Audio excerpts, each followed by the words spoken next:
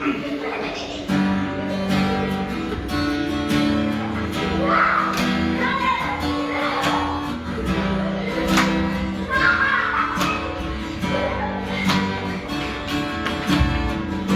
sang kumahanap yan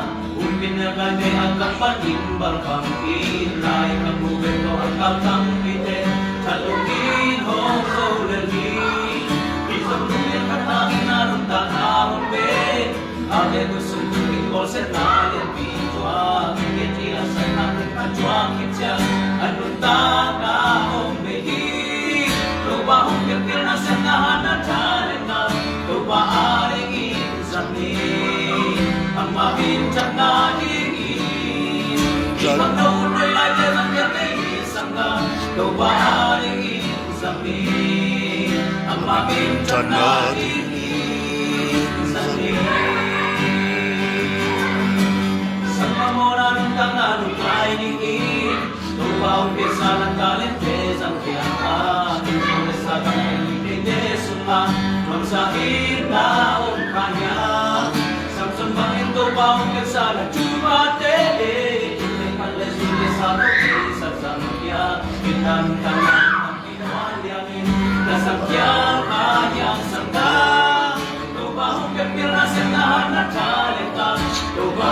ringin Zamin Ang aming tanadin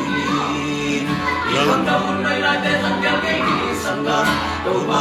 ringin zamin Ang aming tanadin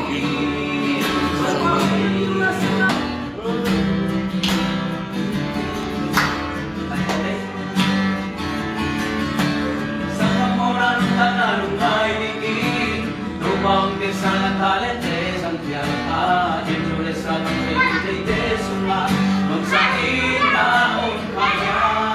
Samson bangin ko ba ang kesa ng chumate Inulis sa toki sa samkya Kinanitang namin ang pinwalyangin Nasangkya waryang sangka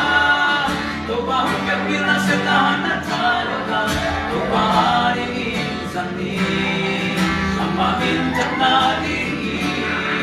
Ibang taon may lates ang kagay isang lang Tubaharing insamin Ang mabintang na diin Tubahong kapil na setahan na talata Tubaharing insamin Ang mabintang na diin Ibang taon may lates ang kagay isang lang Tubaharing